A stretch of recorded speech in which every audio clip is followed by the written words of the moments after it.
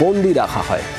অনেক ক্ষেত্রেই স্বামী স্ত্রী দুজনেই বন্দি থাকেন, অবশ্য আলাদা সংশোধনাগারে, কিন্তু আইনে তাদের সাক্ষাৎ বা দেখা করার কোনো উপায় নেই। আবার সাজাপ্রাপ্ত হলে একসঙ্গে প্যারোল পাওয়াও দুষ্কর।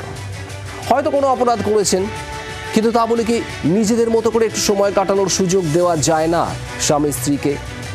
এমনই গুরুতর প্রশ্ন তুলেছেন আজ আইএসএফ বিধায়ক নওশাদ সিদ্দিকী। বিধানসভায় কারামন্ত্রীকে মঙ্গলবার বিধানসভায় কারামন্ত্রীকে এমনই প্রস্তাব দিয়েছেন আইএসএফ বিধায়ক।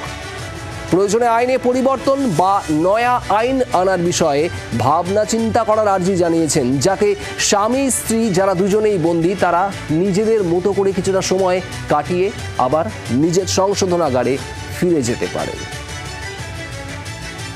আইএসএফ বিধায়ক নওশাদ সিদ্দিকী বিধানসভার বাইরেও সে কথা জানান।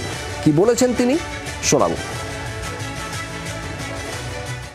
আমি বলেছি যে যেভাবে কোনো জায়গায় মহিলাদের জন্য সংরক্ষিত জেল আছে যেগুলো, বা পুরুষদের জন্য আলাদা অবশ্যই জেল আছে, সেখানে কারো স্বামী আছে, কারো স্ত্রী আছে, দীর্ঘদিন ধরে জেলে আবদ্ধ আছে, তাদেরকে নির্দিষ্ট টাইম করে সে পলিসি তৈরি করা অবশ্যই স্টেটের কাজ, আমার নয়, সেটা তৈরি করে ওখানে যাদের স্বামীরা জেলে আছে বা যাদের স্ত্রীরা জেলে আছে তাদেরকে কিছু সময় স্পেন্ড করার জন্য সেই ব্যবস্থা করা হোক।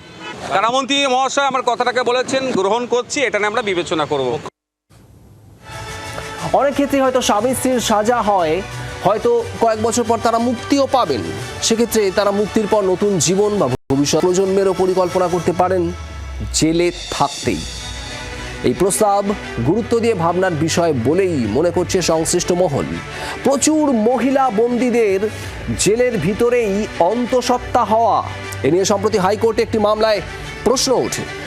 সেই আবহেও নওশাদ সিদ্দিকের এমন প্রস্তাব ভেবে দেখার মতো বলেই মনে করছে বিভিন্ন মহল। আর সেই কারণেই বিধানসভার অভ্যন্তরে স্পিকার বা ট্রেজারি বেঞ্চ থেকেও কোনো আপত্তি আসেনি নওশাদের বক্তব্যে, বরং কারামন্ত্রীও বিষয়টি নিয়ে ভাবনা চিন্তা করার আশ্বাস দিয়েছেন।